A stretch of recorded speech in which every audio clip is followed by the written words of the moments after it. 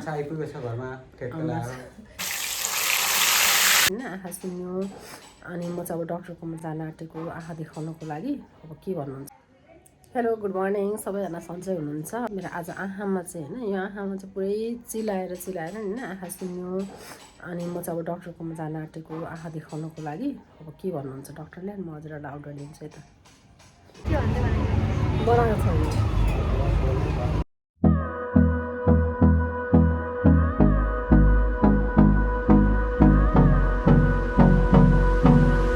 ल साथीहरू हामी पनि घर आइपुग्यौँ होइन। आँखा पनि देखाएँ, खासै त्यस्तो त केही पनि भएको रहेन रहेछ। पहिला पनि इन्फेक्सनै भएको, अहिले पनि इन्फेक्सनै भयो भनेर भन्नुभयो होइन। अब योभन्दा अगाडि पनि मलाई इन्फेक्सन भएको थियो होइन 10-15 दिन अगाडि। अनि 7 दिनको औषधि दिनुभएको थियो लगाउनको लागि, त्यो लगाएँ तर पनि ठिक भएन। फेरि पनि के भयो भने आँखा चिलाउने सुन्निने होइन। अनि राति ठिकै भएर सुत्यो हुन्छ, बिहान उठ्दा त्यस्तो भइरहेको हुन्छ क्या। अनि फेरि गएको उहाँले चाहिँ आँखा इन्फेक्सनै भएको भन्नुभयो डक्टरले चाहिँ। अनि के कारणले चाहिँ यसरी पटक पटक आँखा इन्फेक्सन भइरहेछ भनेर सोधेको। अनि धुलोहरूले अलिअलि गर्दाखेरि हुन्छ भनेर भन्नुभयो। तर मलाई चाहिँ डाउट के लागिरहेछ भनेदेखि हाम्रो घरमा कुन्टु छ नि त होइन। हजुरहरूले देख्नुहुन्छ नि भिडियोमा, मतलब मेरो सानो खरायो छ, फ्यामिली जस्तै गरेर बसाएको छ होइन। अनि त्यसकै फरहरू चाहिँ अब आँखामा परेर त्यस्तो भएको कि जस्तो चाहिँ मलाई डाउट लागेको। तर एक्ज्याक्ट रिजन भन्ने चाहिँ मलाई पनि थाहा भएन। ल उहाँ चाहिँ माछा लिएर आउनु, म चाहिँ अघि नै घर आइपुगेको थिएँ होइन। माछा आइपुगेछ घरमा ठेक्का लगाएर के माछा ल्याउनु ल्याइसक्यो अरे यो कमलकाठ। हामी खास चाहिँ त्यस्तो माछा खाँदैनौँ क्या, खानै डर लाग्छ माछा। मन त पर्छ तर खानै डर लाग्छ। अब म माछाहरू पखाल्छु।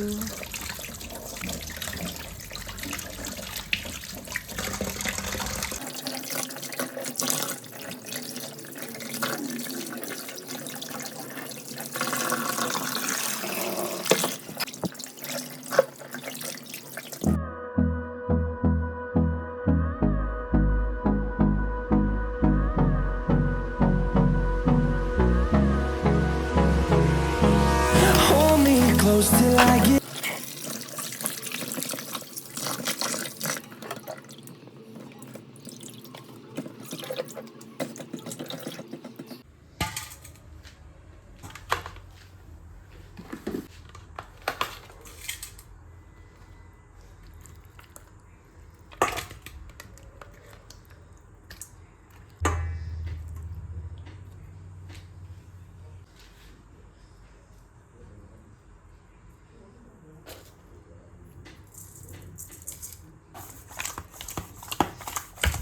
मैले चाहिँ हप्ताले मैले है साथीहरू सफै थियो कि त्यसले गर्दाखेरि राम्रोसँग लाग्छ भनेर कि। हजुरहरूले चाहिँ यसमा लसुन कुटेर लसुन पनि हाल्न सक्नुहुन्छ। ल मैले चाहिँ लसुनहरू हालिनँ कि, मैले चाहिँ सादा तरिकाले बनाउनु आँटेको। मैले चाहिँ नुन र त्यसरी मात्रै राखेर बनाउनु आँटेको। अहिले एकछिनमा ग्रेभी बनाउने भयो भनेदेखि चाहिँ त्यतिखेर चाहिँ सबै मरमसला हाल्छु। अहिले चाहिँ मैले लसुनहरू धुलो खोर्सानी धुलो मसला नहालिकन बनाउनु आँटेको। बाबुले खाँदैन माछा, अनि उल्टा त लसुन पनि बनाउँछ क्या। मजाले बेसारहरू लगाएछ कि, क्यामेरामा खासै देखाएको छैन, मजाले लागेको छ। ल मैले अब छोपिदिन्छु एकछिन।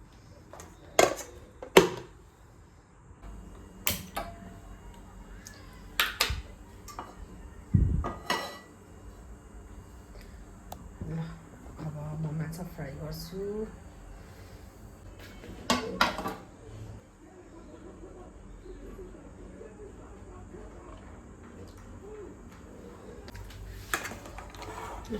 तेल तातिसक्यो।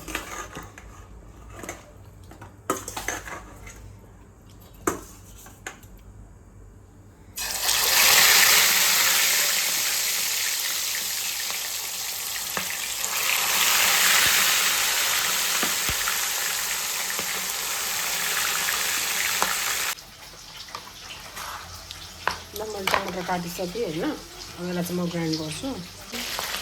फर्काएको ल माछा फर्केको पनि हो नि।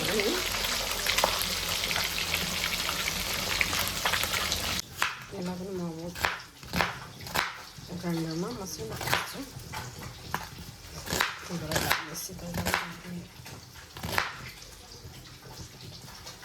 प्याजहरू चाहिँ सबै मैले पखालिहरू ल्याइसकेको यो चाहिँ फाल्ने कुरा हो अब यो सबै यसमा पिस्ने यो चाहिँ लसुन यार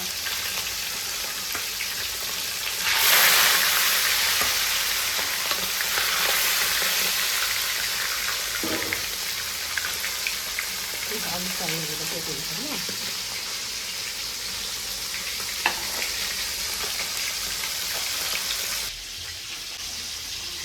अर्को भए फ्रोजन गरेर राखेको थिएँ कि यसमा यसरी पखालेर फ्रोजन गर्छु कि मैले चाहिँ अब म सर्सिङ हाल्छु सर्सिङ चाहिँ पखालेर मात्रै हाल्छु म चाहिँ यसमा पखालेपछि सजिलो हुन्छ कि कचौरामा गर्नुभन्दा यसमा पखाल्न सजिलो हुन्छ कसरी पखाल्ने भन्ने कुरा म देखाउँछु ल यो चाहिँ पखाल्ने यसो चाहिँ पोखिँदैन नि त त्यो पखाल्नु पनि सजिलो भयो माटोले चाहिँ सबै जान्छ किरकिर भयो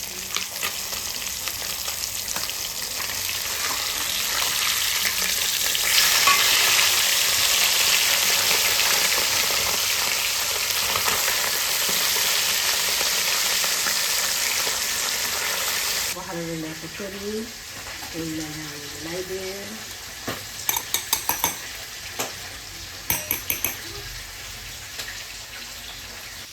थोरै पानी पनि लगाइदिएँ जिरा धनियाँको धुलो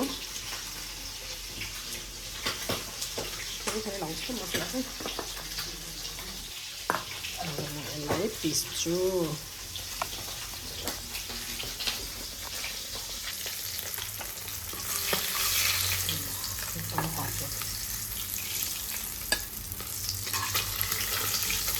फोटो लगाउँदा कालो देखाएको छ कि कालो भएको छैन ल भिडियोमा हेर्दा चाहिँ कालो जस्तो देखेँ कि मैले पनि यस्तो अब यसलाई ग्रेभी बनाउने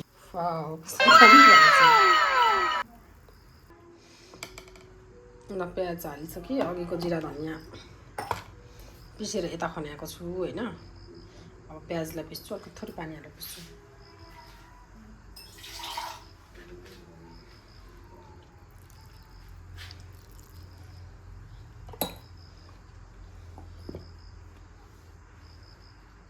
अब कराही बसालेँ अघिको प्याज पिसेर यहाँ छ होइन अब म यही तेलमा यतापट्टि मसला फ्राई गर्छु यो चाहिँ यतापट्टिकै त्यो अघि मासु फ्राई गरेको तेल हो ल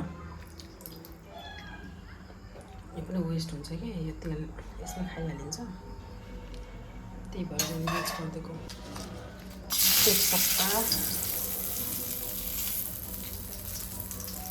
अघि पिसेको प्याज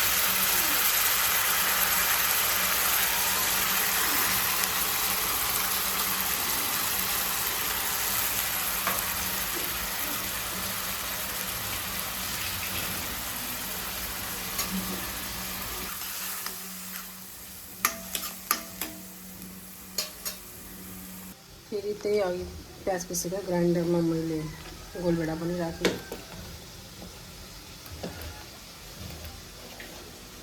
अब यसलाई फेरि पिस्छु ल टमेटो प्युरी पनि रेडी भयो मैले सबै माछा चाहिँ ग्रेभी बनाउँदिनँ यतापट्टिको चाहिँ यो चाहिँ फ्राई नै छोडिदिन्छु र यो प्लेटको चाहिँ ग्रेभी बनाउँछु साथीहरू अब मैले धनियाँहरू पखाल्छु काट्छु होइन अब चाहिँ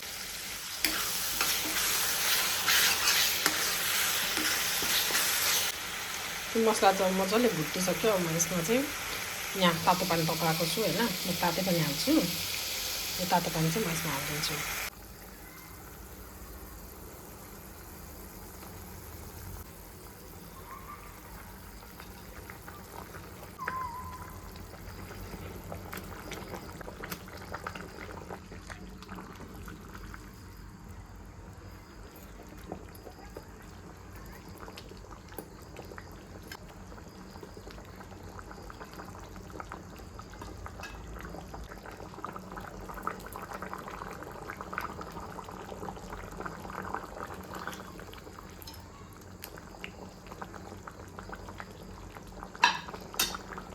मैले खाना बनाइसकेँ होइन। अब म डाइनिङमा हजुरहरूसँग भेट्छु खानाको साथमा है त। ल खाना आइसक्यो। यहाँ छ लप्सीको अचार होइन। अब लप्सीको अचार पनि हाल्छु। लप्सीको अचार चाहिँ केही पनि गरेन है, बोइल गरेँ अनि त्यस पछाडि अकबरी पनि बोइल गरेँ अनि यसलाई मिचेर अचार बनाएको। ल एकदम सिम्पल तरिकाले। ल अब म खाना खान्छु। नखा बाबु त पनि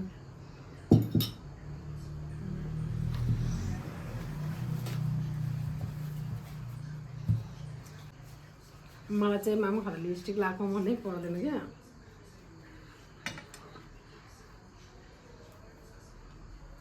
जाडोमा चाहिँ तातो तातो माछा र माम खानुको मजा नै अलग हुन्छ। म चाहिँ खान थालेँ।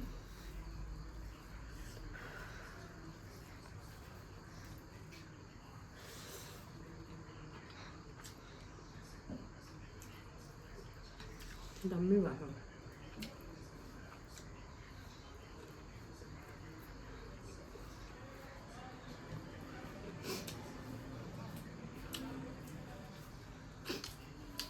भिडियो अन्तिमसम्म हेरिदिनु भएकोमा थ्याङ्क्स फर वाचिङ। भिडियो मन परेमा लाइक, सेयर, सब्सक्राइब र कमेन्ट गर्न नभुल्नुहोला।